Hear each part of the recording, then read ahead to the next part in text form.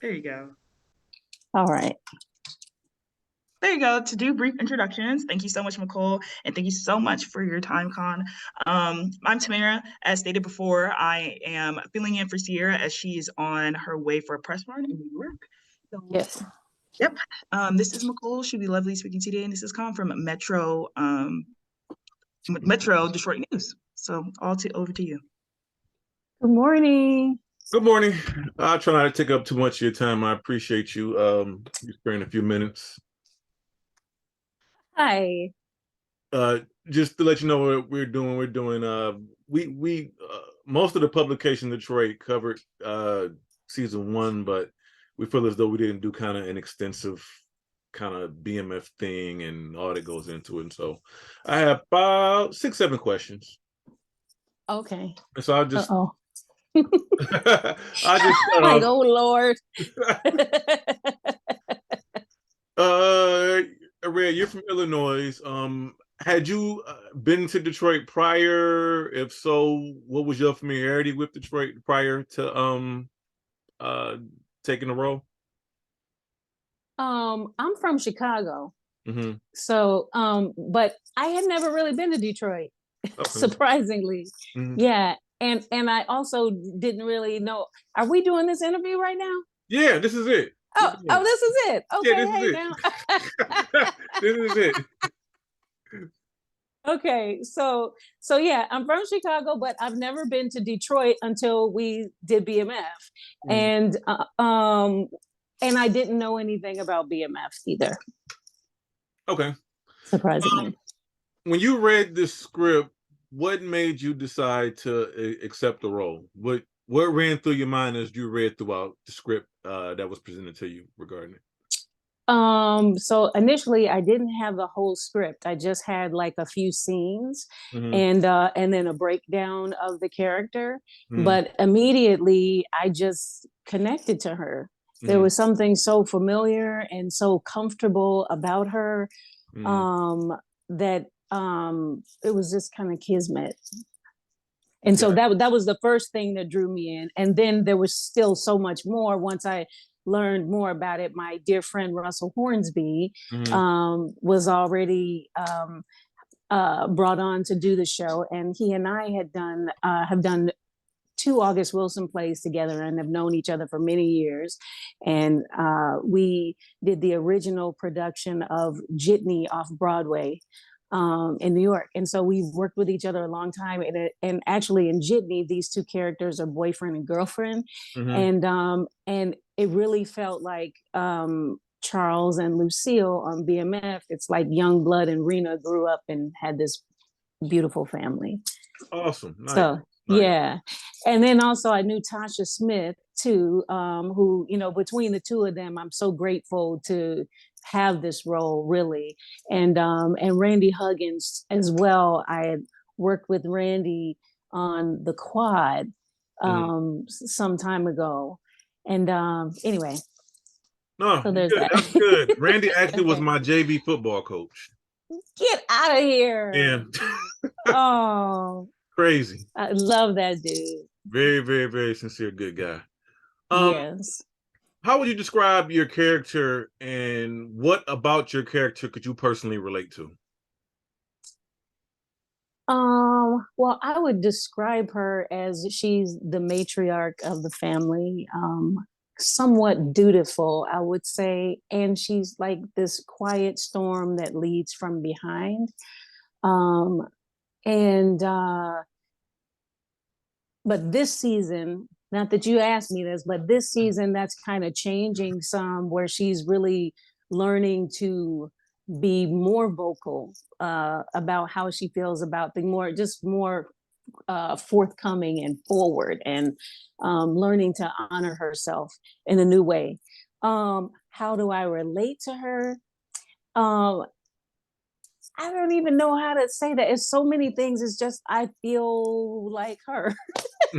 I just feel so connected. Like I just feel like I understand, and in real life. So I've met her in Detroit actually for the first time in person, and then we had spoken on FaceTime and stuff. But it's like we've known each other from another lifetime or something. It's so deep, and she's we look alike. It's like I want to do our family tree because I feel like we have to be related somehow. And there's so much like my mom, like they look like sisters, we look like sisters. It's like this whole like thing. And um one thing about it though has helped me to understand my mom better. I think just with, you know, that time period and what was going on with women and how women, you know, you're more submissive to your mates and things like that. And you're just more submissive to men in general. And that's like kind of this, a little bit of an unspoken thing. And, you know, and I feel like I understand more of some of the things that my mom went through, even like with my grandfather, you know, and how, you know, how maybe he viewed women. And it's like men do this and women do that, and you know, trying to stay in those roles, you know what I mean? And I understand that a lot better now. Yeah. Nice. Now you've played and appeared in other movies and sitcoms that were kind of crime based. What makes BMF different from kind of sort of similar series and roles you've played before? The biggest thing that's really different is the fact that I'm playing a real person, and a real person that I can actually talk to. So and I've never had that experience, so that's been pretty amazing that, you know, that we're doing this, you know, that this is based on a real family, a real story. And yeah, it's been amazing having the opportunity to talk to her about anything and everything. That I can just go, hey, even when I was on set, sometimes I would call her in the middle, like, what did you think about this at this time? Or how do you feel about this? Or, oh my gosh, I feel really nervous about this scene right now. And she would send me like a verse from the Bible and say, I'm praying for you, or you got this, or just, you know, I can always communicate with her at any time. And I just think we have this spiritual connection also. Nice. That was actually my next question. So you already answered it as far as you playing a person that's still living and breathing and being able to connect. So thank you. You're welcome. Okay. I'm here to do your work for you. What is the biggest, what in your feelings and thoughts, what is the biggest misconception about your character and the BMF story as a whole? I think one of the things, especially first season, I think so many people thought that, you know, why am I so mean to Lil Meech, who's playing Big Meech, but he's really Lil Meech in real life. And like I just gave him such a hard time, but I feel like I can relate to his character more, and that there's just an understanding between us, and that there's a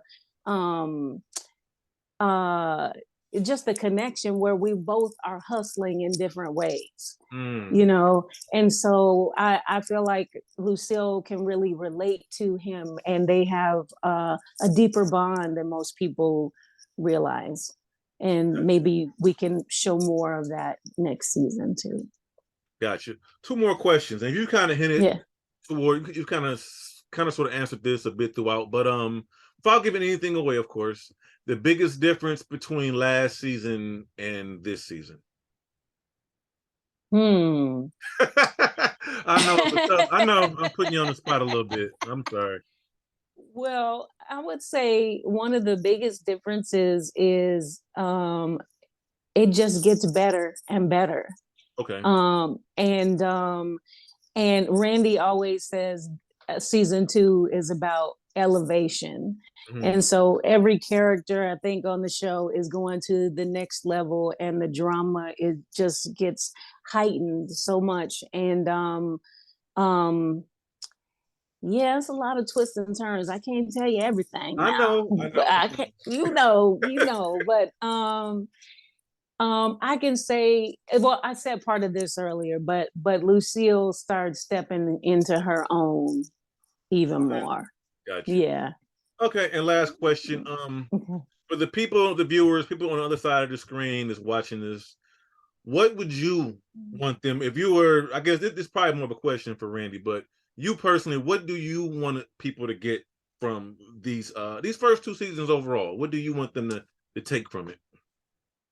I think the most important thing for me is to recognize that this is a real family, Mhm. and and that um and that they were raised well. Mhm. And I think this is a side of this kind of lifestyle that you don't normally see, how important family is, Mhm. and that they didn't come from a broken family. They came from a broken neighborhood, and that's the thing that really needs to be worked on more. But um, love rules Mhm. on BMF, love and family, and I just think that's such a wonderful thing um, about this show. And then even all the things that I see and understand about Big Meech and Terry, what I learned, and even watching the docu series and having like spoken to Big Meech and Terry and Lucille and Nicole, it's like they're just an amazing and beautiful family that um, circumstances were not on the outside, just weren't set up in a way that everybody could win.